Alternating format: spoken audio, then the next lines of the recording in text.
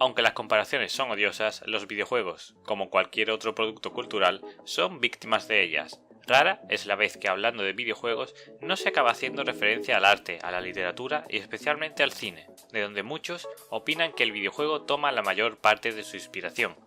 ¿Qué tienen en común cine y videojuegos? ¿Se inspiran el uno al otro? Para hablar de estos asuntos y sobre periodismo de videojuegos, contamos con José María Villalobos, periodista de videojuegos y autor de Cine y Videojuegos, un diálogo transversal.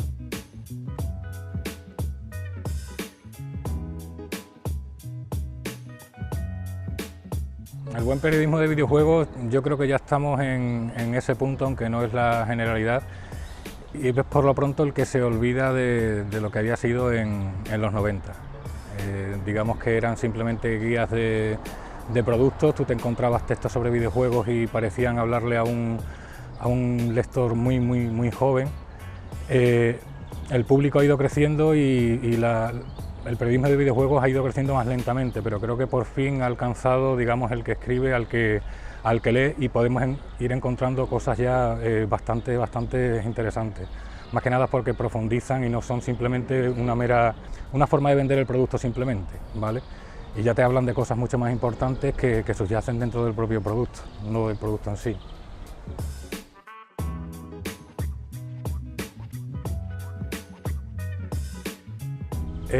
Ahí es donde entramos también con el tema de las notas, y es como comento, ¿no? Desde toda la década de los 90 eran más que nada una forma de vender el producto, y mucha gente ni leía el análisis en sí porque se iba directamente a las notas, a las conclusiones.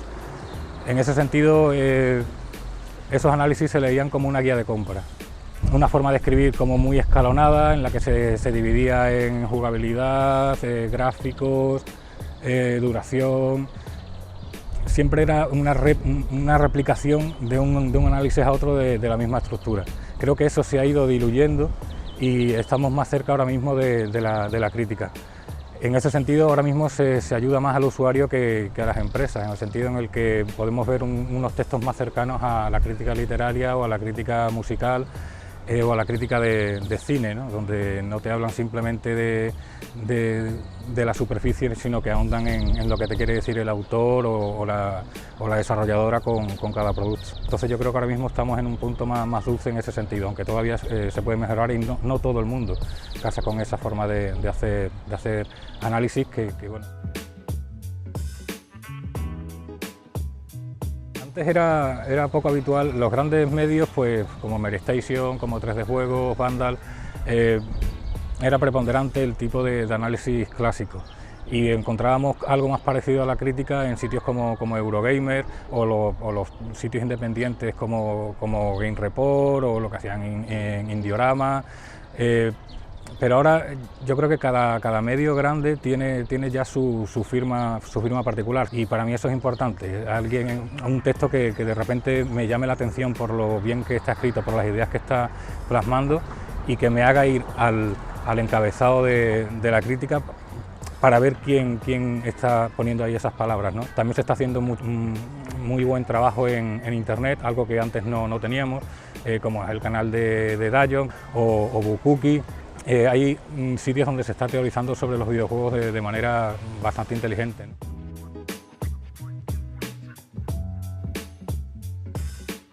Evidentemente hay que tener una cultura de base para poder hablar de videojuegos y de cualquier cosa.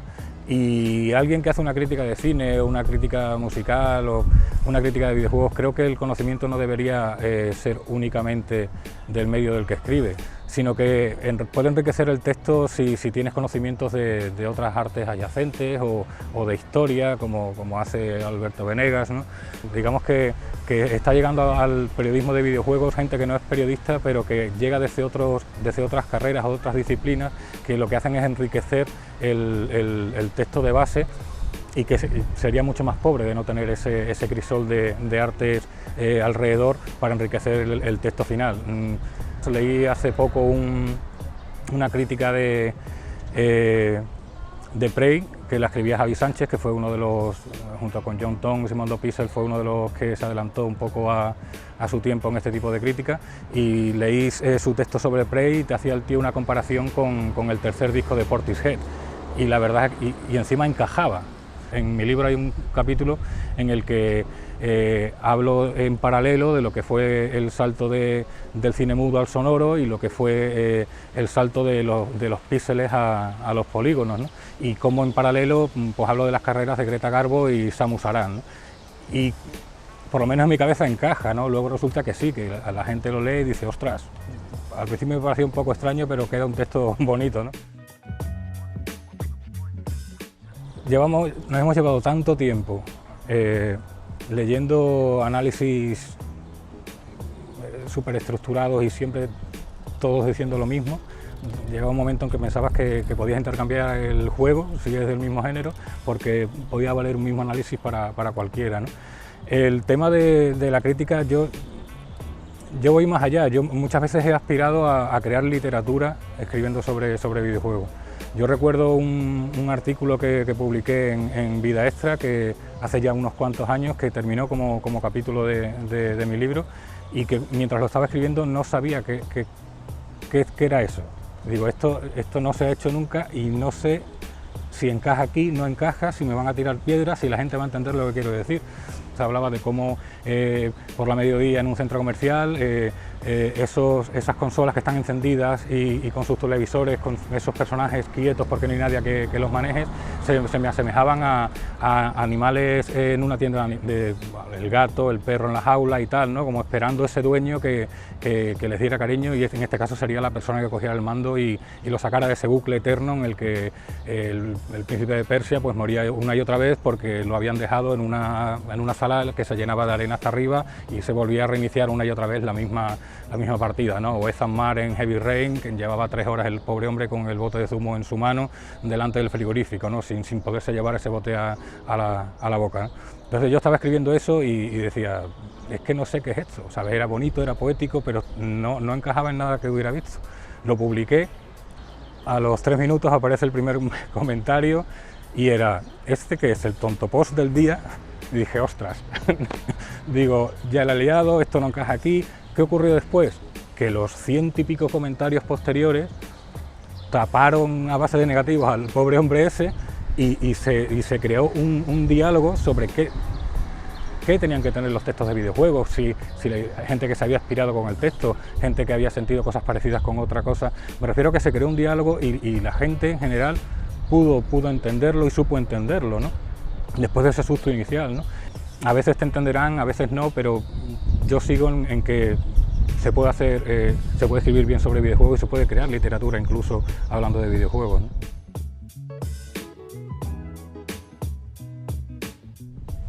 Desde los 3 volúmenes que salieron de Mondo Pixel, a lo que se publicó de Edge aquí en España, si uno no domina el inglés, la revista Games TM, me refiero a que ahí está un poco el tema inspirador a la hora de crear cosas nuevas escribiendo sobre videojuegos. Son textos que enamoran, ¿no?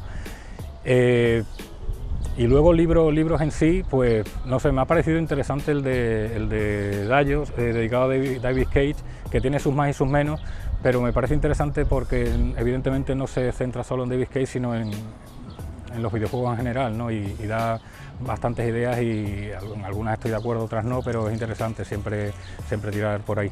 O el libro de Portal también, por ejemplo, ¿no? de Bacir, o el de Chrono Trigger, de Mariela, ¿no? Son libros concienzudos y que, bueno, a la hora de escribir sobre un juego en particular, como es el caso de Portal o Chrono Trigger, pueden venir bien, ¿no? Pero también para empaparte de una forma de escribir determinada. Y si es más cercana al tema de publicar artículos, noticias y tal, fijarse pues eso, las noticias que se han ido publicando en Game Report o lo que era Game Sahara, que ahora mismo ha salido un libro recopilatorio de los señores de colores, ¿no? Y por más que nada porque se centra en un formato de artículo o de noticia que es el que vas a tener que trabajar cuando estés publicando, ¿no? Entonces un poco para hacerte la idea de qué es exactamente lo que vas a tener que hacer. Hay que tener en cuenta que las películas, lo que duran, que es 1 hora y media, 2 horas, tienen que focalizar lo que quieren contar. Me refiero que una comedia es una comedia, un drama es un drama. Hay comedias con tintes dramáticos. En los 60 apareció ese tipo de comedia que no solo era reírse, sino que se estaba riendo de cosas que no eran tan de risa, como El apartamento de Billy Wilder, ¿no? o Desayuno con diamantes, ¿no? Se encontraron vías para meter dentro de un género otro género, ¿no? Aunque se vendiera como una comedia o se vendiera como un drama. Lo que pasa es que los videojuegos, con la cantidad de tiempo que puedes estar jugando a ellos, pues también puedes meter más cosas ahí, ¿no? Para mantener siempre la atención del jugador. También es cierto que la tecnología que ha ido evolucionando y que los videojuegos van de la mano de ella, han permitido cosas que antes no se podían, con el tema de los sandbox que meten de todo. Son unos enormes parques de atracciones donde puedes hacer prácticamente cualquier cosa, pero simplemente porque la tecnología lo permite. Son juegos largos y que te piden que continuamente estés llamando la atención del jugador, por lo menos para tenerlo entretenido en ese parque de atracciones tan grande. Los videojuegos de autor antes existían, aunque, bueno, sí, no sé, a ver, un juego de Miyamoto pues tenía ese amor casi infantil por el medio y casi universal, ¿no?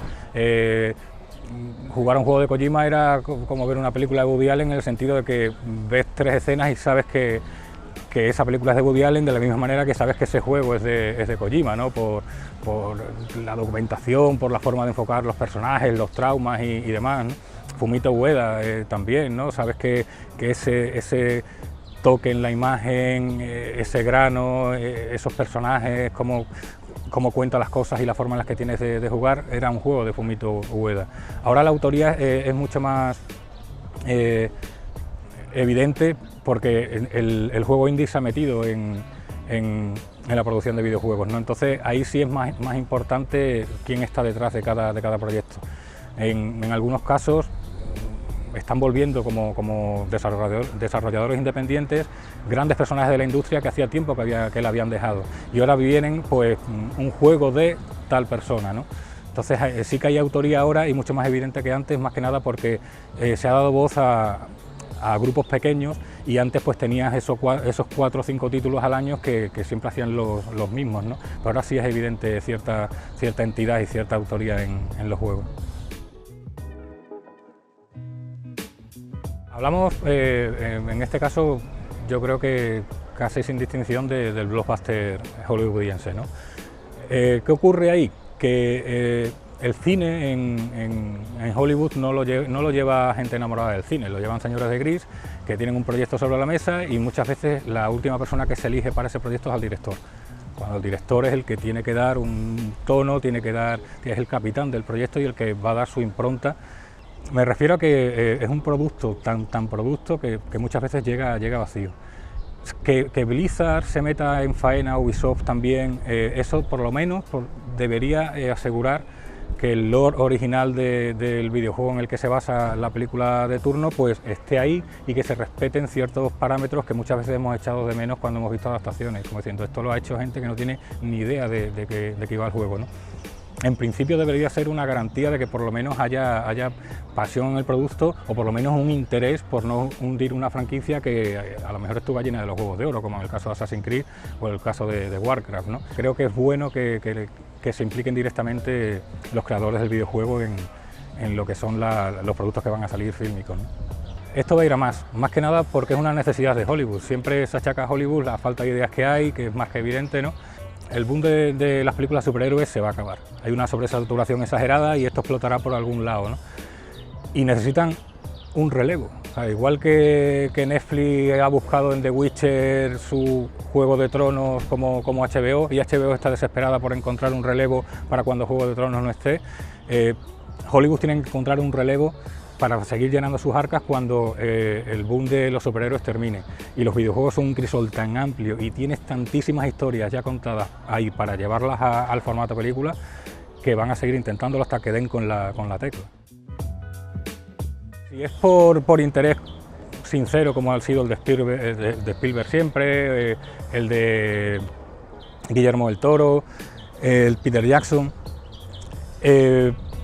creo que es algo natural, ¿sabes? Son contadores de historias y ven, en el cine siempre han tenido su medio para llevar esas historias a cabo, pero los videojuegos son una herramienta muy potente que da cosas inéditas que no tiene el cine. Entonces, como gente que ha admirado siempre los videojuegos como algo más que un entretenimiento, como un vehículo para narrar, pues es un caramelo, ¿sabes? Porque te da cosas que no puedes hacer en el medio en el que te mueves habitualmente. ¿Qué ocurre?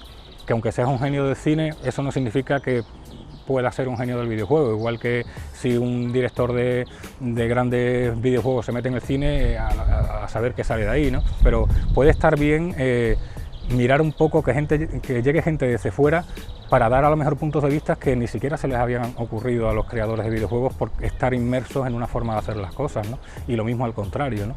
Yo creo que siempre es interesante. Yo creo que es que ya no... Los videojuegos han dejado de necesitar al cine en ese sentido, porque ya no les hace falta. Antes una licencia basada en una película era decir, vamos a vender tantos videojuegos porque es Harry Potter y tal, y es que no hace falta. Los propios AAA del mundo de los videojuegos son ya esos blockbusters de Hollywood, digamos que se mueven al mismo nivel y no les hace falta para nada adaptar una licencia, porque hay grandes superproducciones nuevas como Overwatch, que lo está arrasando en cuestión de export y nadie sabía que iba a salir algo así de ahí. El propio Horizon Zero Dawn es una nueva franquicia y es absolutamente abrumador, ¿no? No les hace falta tirar de Hollywood porque ya tiene su propio Star System. Yo no creo que deban mezclarse estas historias. Yo creo que cada medio tiene que explotar todas sus posibilidades dentro de su marco. Yo recuerdo que en el capítulo que le dedico a The Witcher hablo de cómo, leyendo las novelas de Sapkowski, había momentos en los que me imaginaba qué hubiera elegido yo en ciertos momentos en los que Gerard de Rivia pues tiene que decidir ir por aquí o por allá, ¿no? Y yo me imaginaba cómo sería, qué haría yo, ¿no? Pero evidentemente pasaba las páginas y el personaje iba por donde había dicho que tenía que ir pues Sapkowski, ¿no? En el juego no, en el juego estoy en esa intensidad, ¿no? Pero soy yo el que decide tirar por aquí o por allá, ¿no? Con las complejidades morales que tiene The Witcher, ¿no? Entonces yo pienso que deben mantenerse, puede haber elementos, productos híbridos, pero no serán ni cine ni videojuegos, serán un producto híbrido. No creo que haga falta que se mezclen, porque cada uno son suficientemente potentes y suficientemente autosuficientes como para crecer y evolucionar por separado. Es una pregunta un poco complicada en mi caso particular, porque mi libro es una recopilación de artículos publicados en internet, ¿no? Cogidos de una manera para que tenga todo un significado y un cuerpo, ¿no? Yo creo que me ha ayudado mucho los años que pasé escribiendo en internet. ¿Por qué? Porque se me obligaba de alguna manera, ¿no? Tenía que tener un cupo de publicaciones al mes, a escribir prácticamente todos los días. Y escribir prácticamente todos los días significa que sin darte cuenta vas cogiendo un control sobre el lenguaje, sobre cómo articular las ideas y de cómo plasmar de una manera u otra una noticia incluso, o cómo desarrollar un artículo más profundo. Creo que el escribir en internet y de forma diaria de cosas muy distintas me ha ayudado muchísimo a luego pues establecer ciertos objetivos a la hora de crear un artículo en condiciones. No me he enfrentado a un libro desde cero, sino que ese libro ha ido madurando a base de encontrar oro en algo que escribía, rodeado de cosas a lo mejor menos importantes que tenía que publicar cada día, ¿no? Entonces cuando algo sobresalía es cuando me llamaba la atención y decía, esto es lo que quería hacer y por fin lo he conseguido en este sitio particular, ¿no?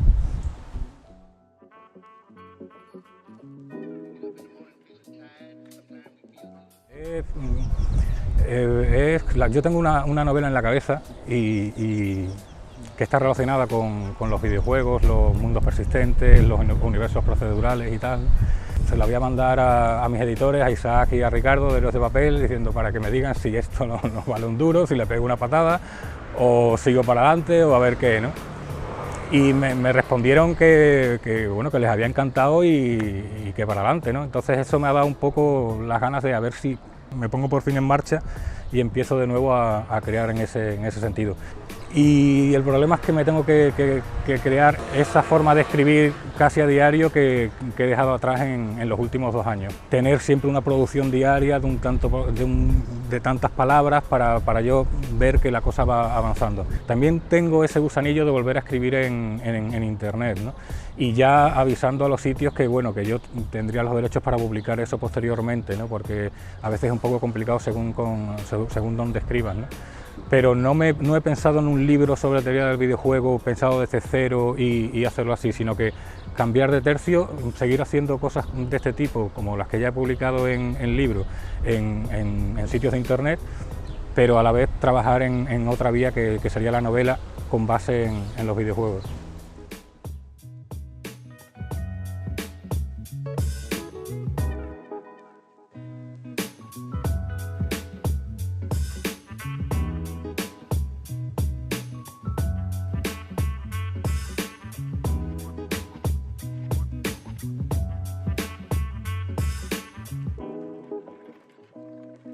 Se puede mejorar y no todo el mundo casa con esa forma de hacer análisis que bueno. Antes era poco habitual, los grandes medios pues como Meristation, como 3D Juegos, Vandal, era preponderante el tipo de análisis clásico. Y encontrábamos algo más parecido a la crítica en sitios como Eurogamer o los sitios independientes como Game Report o lo que hacían en Indiorama. Pero ahora yo creo que cada medio grande tiene ya su firma particular y para mí eso es importante. Un texto que de repente me llame la atención. En periodismo de videojuegos yo creo que ya estamos en ese punto, aunque no es la generalidad. Y es por lo pronto el que se olvida de lo que había sido en los 90. Digamos que eran simplemente guías de productos, tú te encontrabas textos sobre videojuegos y parecían hablarle a un lector muy joven. El público ha ido creciendo y el periodismo de videojuegos ha ido creciendo más lentamente, pero creo que por fin ha alcanzado, digamos, el que escribe al que lee y podemos ir encontrando cosas ya bastante interesantes. Más que nada porque profundizan y no son simplemente una forma de vender el producto simplemente, ¿vale? En jugabilidad, gráficos, duración, siempre era una replicación de un análisis a otro de la misma estructura. Creo que eso se ha ido diluyendo y estamos más cerca ahora mismo de la crítica. En ese sentido, ahora mismo se ayuda más al usuario que a las empresas, en el sentido en el que podemos ver unos textos más cercanos a la crítica literaria o a la crítica musical o a la crítica de cine, ¿no? Donde no te hablan simplemente de la superficie, sino que ahondan en lo que te quiere decir el autor o la desarrolladora con cada producto. Entonces yo creo que ahora mismo estamos en un punto más dulce en ese sentido, aunque todavía Aunque las comparaciones son odiosas, los videojuegos, como cualquier otro producto cultural, son víctimas de ellas. Rara es la vez que hablando de videojuegos no se acaba haciendo referencia al arte, a la literatura y especialmente al cine, de donde muchos opinan que el videojuego toma la mayor parte de su inspiración. ¿Qué tienen en común cine y videojuegos? ¿Se inspiran el uno al otro? Para hablar de estos asuntos y sobre periodismo de videojuegos, contamos con José María Villalobos, periodista de videojuegos y autor de Cine y videojuegos, un diálogo transversal.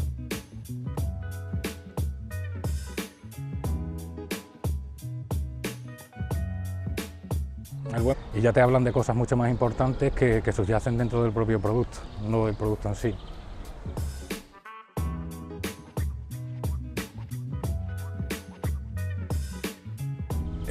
Ahí es donde entramos también con el tema de las notas. Y es como comento, ¿no? Desde toda la década de los 90 eran más que nada una forma de vender el producto y mucha gente ni leía el análisis en sí porque se iba directamente a las notas, a las conclusiones. En ese sentido, esos análisis se leían como una guía de compra, una forma de escribir como muy escalonada en la que se dividía